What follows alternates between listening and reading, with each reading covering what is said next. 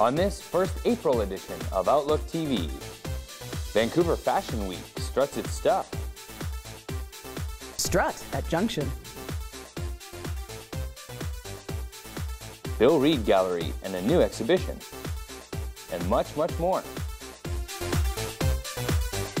Hello and welcome to Outlook TV. I'm Rebecca Wyman. And I'm Dan Doomshaw. Outlook TV is the queer news magazine show that brings you queer stories from coast to coast that matter the most. We're going to start tonight off with Vancouver Fashion Week. Oh, the hair was a little bit higher, the waists were a little bit tighter, and everything was a little more fabulous. John Paul brings us more. I'm John Paul Payne and I'm here outside Vancouver Fashion Week where we're going to find out what's hot for autumn-winter 2015. Is there a set trend this year or is it just all different? Well, do you know, I've been asked that a few times now and there's no set trend. We do the seasons. However, we do focus on emerging designers and we are also a big support of local designers here in Vancouver. If a designer wants to get involved, how does that process happen?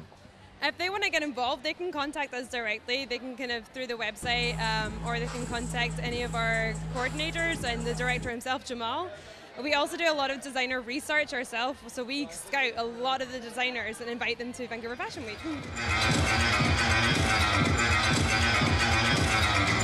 So we've had a little bit of protest outside today. How does that make you feel?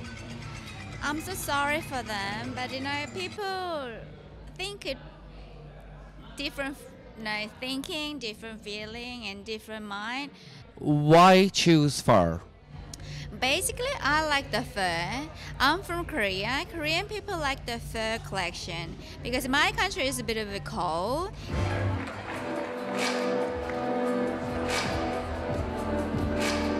So tell us a little bit about your collection. Well, you can see it's a little bit Scottish inspired, and it's my little tribute to Scotland. I really like it. I go there in the summertime, and it's really beautiful. Is there a lot of nerves when you see your collection coming on runway for the first time? You know, it's funny because people always say an artist, when they create something, they always hate to see the final result. And then when they look at it and they look at it more, they start to like it.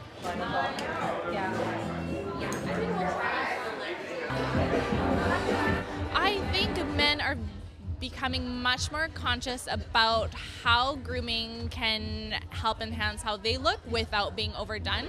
And I think part of how much they're noticing that is because we saw that really heavy makeup contouring look and they're like, whoa, you can really transform a face.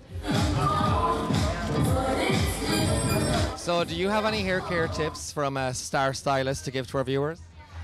For the guys, I know I have the long hair, but I love the short crop sides with the longer hair on top that you can kind of make messy or you can slick it back for a super sleek look. It's very versatile, which is great. I know guys love versatility. I'm John Paul Payne for Outlook TV.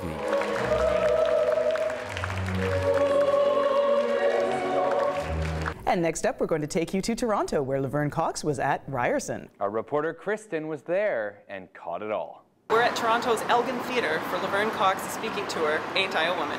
Let's go inside and check it out. Remember the therapist asked me if I knew the difference between a boy and a girl. And in my infinite wisdom as a third grader, because third graders are so wise, right?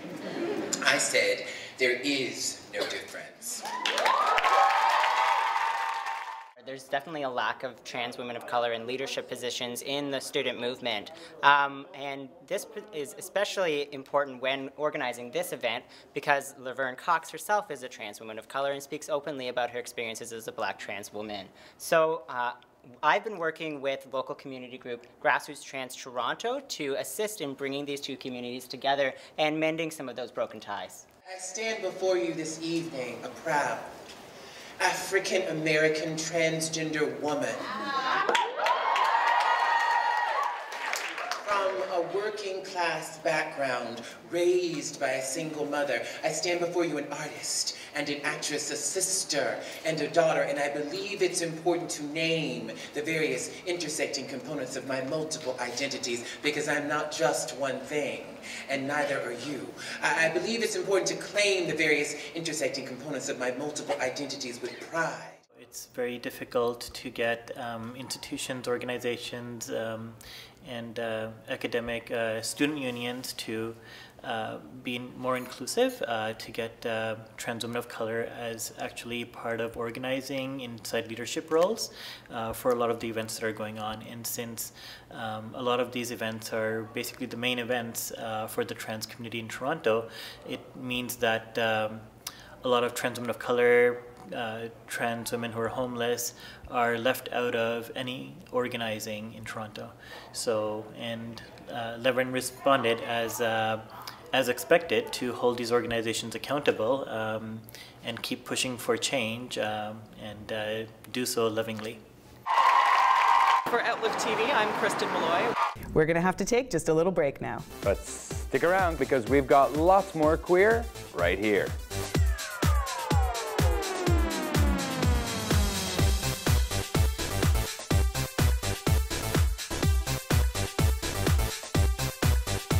While in Victoria, the Outlook TV crew was provided services from the following companies.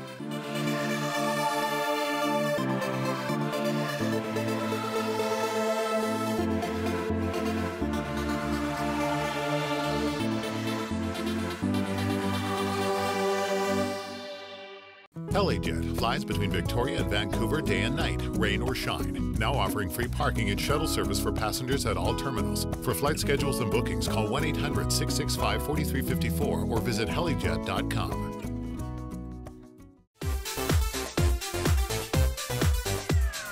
Welcome back. You're watching Outlook TV. And we bring you next to the world of visual art. Our reporter Angus Prott goes to the Bill Reid Gallery for a new exhibition that has got a gay twist. We're at the Bill Reid Gallery of Northwest Coast Art in downtown Vancouver for the opening of the Box of Treasures, Gifts from the Supernatural. It's called the Box of Treasures, Gifts from the Supernatural, and that's exactly what it is gifts from the supernatural. So it's these really ancient narratives that are acted out through these really beautifully carved masks that tell stories before we ever had any sort of written language. Two-spirited people are cherished because they can see both sides, you know? And it's really great in this exhibit because they have the laughter masks and the tlacum, and so there's a feminine and a masculine type of humor. And so the masculine humor is a little more crass, and what makes it different is the female type of humor means that you can laugh at yourself. I'm Haida. So when we look at the Haida language, we actually have no word for he or she. It's that person and that being, so we never identify people that way.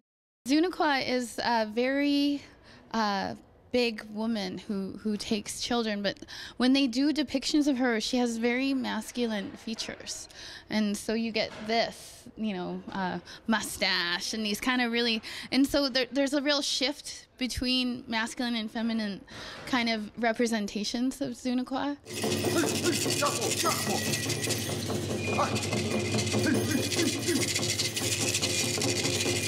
This particular set of masks here that's on the wall now is a very special set of masks to the Kwakwaka'wakw.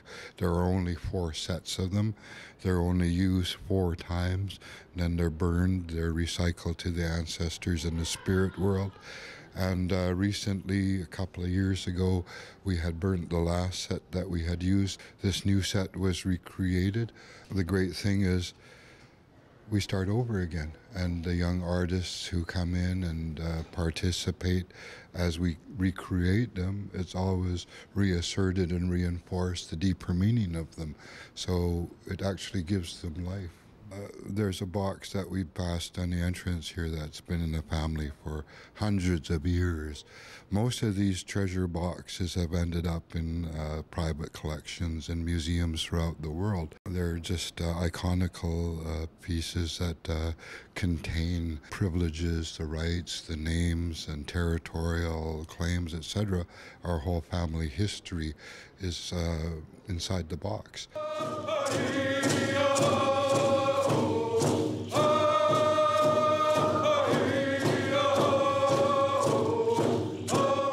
For Outlook TV, this is Angus Pratt at the Bill Reid Gallery of Northwest Coast Art in Vancouver. And we're going to hop back over to Toronto now for a musical comedy. Not only a musical comedy, it is called Mandy Good Handy in Tranny.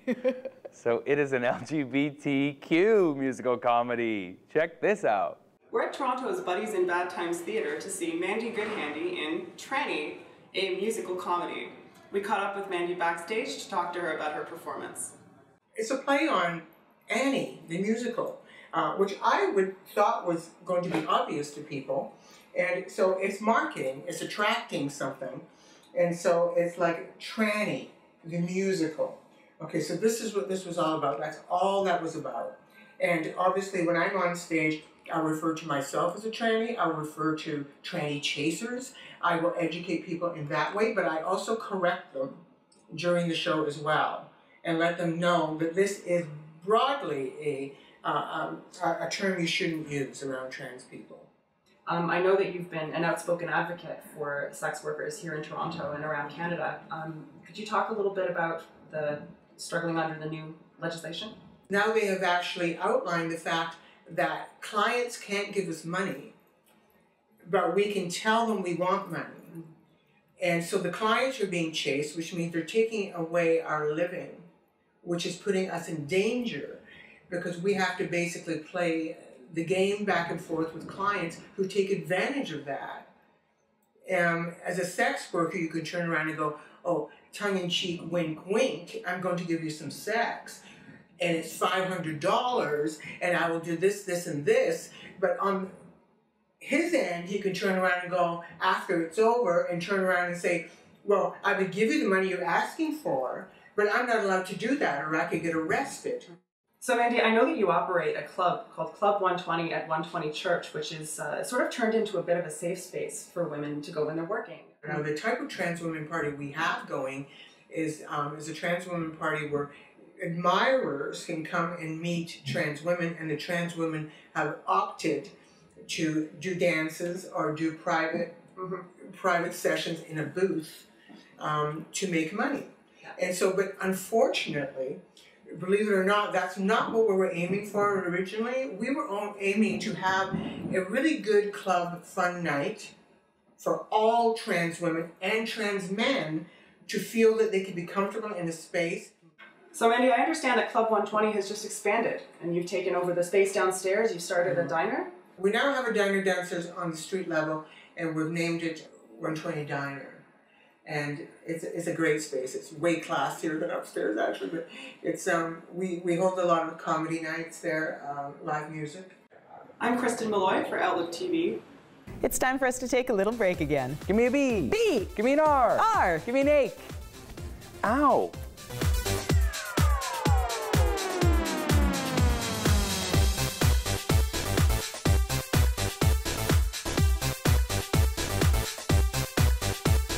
While in Victoria, the Outlook TV crew was provided services from the following companies.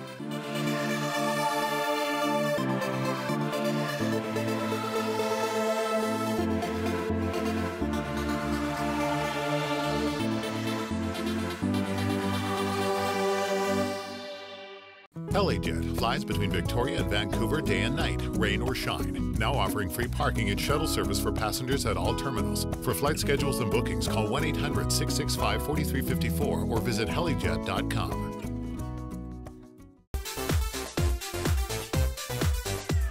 Welcome back. You're watching Outlook TV, and we're going to take you now over to Victoria.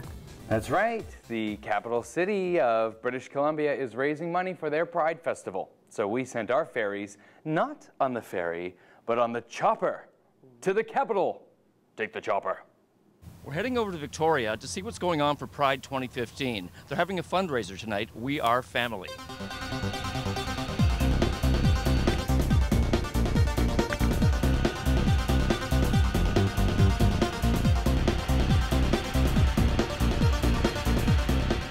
In honor of Victoria Pride, the provincial legislature raises the rainbow flag every year.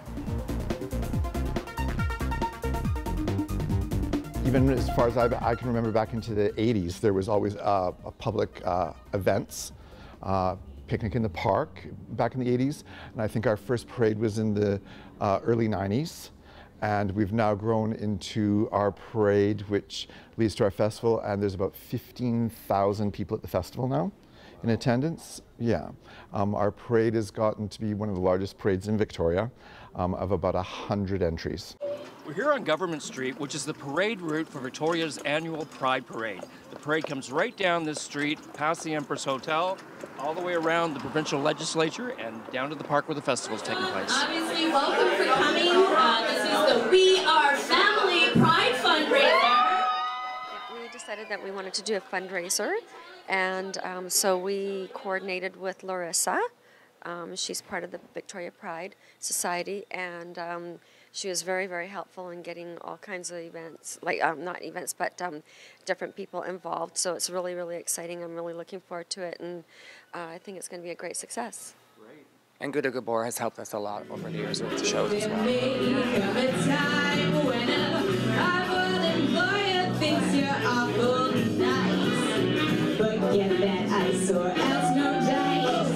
Miss Paparazzi do? Basically, promotes the club and gets to do performances and meets all sorts of fun and amazing people. Got to perform with so many people on the island and meet local artists, so yeah. Well, we have many different shows. We have drag shows, we have burlesque shows, we've had our own dance shows with Passion and Performance. We've had, yes, fetish shows. We just had one recently, and it was a big, big success. We're having another one at the end of May, so it's really exciting. People, you know, like we welcome all walks of life, so we attract many, many different types of people, and they just love our club.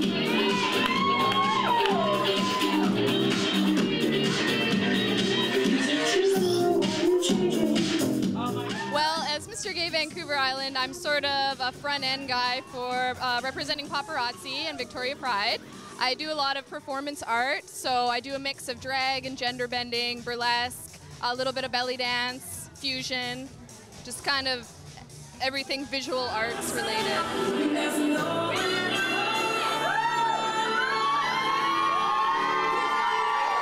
Tonight is actually a fundraiser for our 2015 Gay Pride here in Victoria. We're really excited to see what's going to happen. We got a lot of door prizes going on and many wonderful performers this evening. Now, what are you going to be performing? I will be performing this evening. I'll be doing 2 numbers myself, and they'll be really exciting. I can't wait to show it off tonight.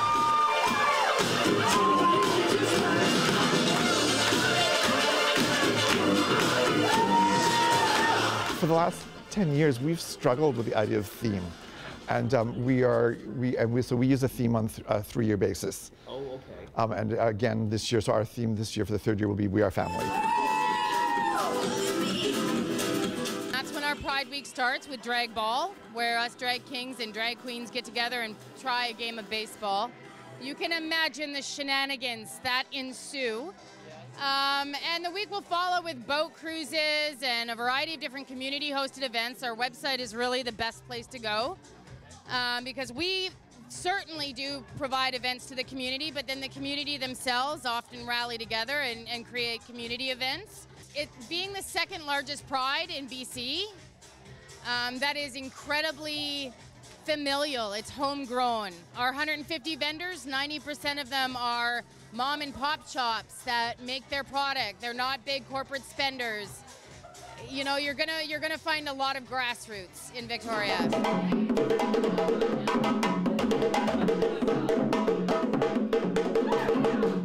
And we're back to Vancouver now, where Skylar takes us to the Junction. That's right. One of the hottest clubs in Vancouver hosted one of the hottest nights. It's a fundraiser hosted by Simone called Struts.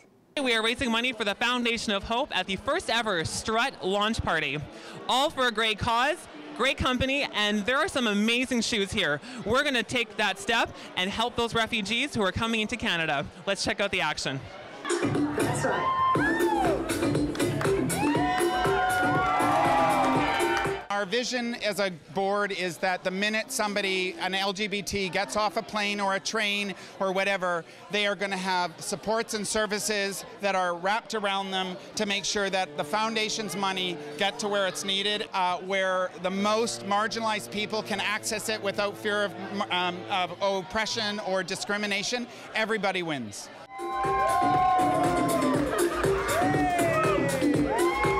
The stiletto is actually a metaphor of power, and women or men in many of these countries would get killed for wearing them. So we are really wanting to just raise the issue of refugees, raise the issue of some of the barriers that they face when they come here, not knowing how to navigate a system.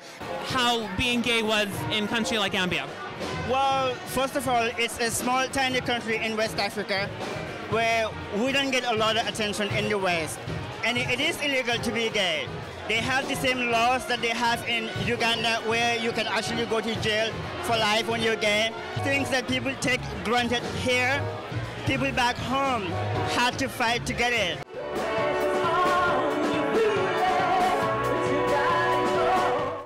My name is Tenaz, Iranian Persian. I love you, Canada, Vancouver. To the point where my life was threatened and I needed to leave and I can't come here. I'm still very grateful still to be here and to feel like home. It's tough to be in North America as an LGBT person, but can you imagine living somewhere where it's against the law to be gay and have to worry about your life on a regular basis? I'm sorry, I just couldn't cope, which is why we do these events for people that can't. The necklaces are, again, by Carolyn Bruce. She's a local designer. She makes necklaces, jewelry, whatever the event is, she creates something specially just for it. Well, a mile in heels definitely looks more glamorous than a lifetime in the closet. For Outlook TV, this is Skylar Bear. And up next, we're going to take you to Rub Out, the rubber party. You wouldn't imagine that our cameras could get into this gear, fetish, and rubber party, but we did. We're at Rub Out 24 at the Pump Jack Pub in Vancouver's Davie Village. Let's go see what it's all about. It's a weekend party for men into rubber and fetish gear. It's been going consecutively for 24 years. It started as a house party and it's grown into a weekend-long event.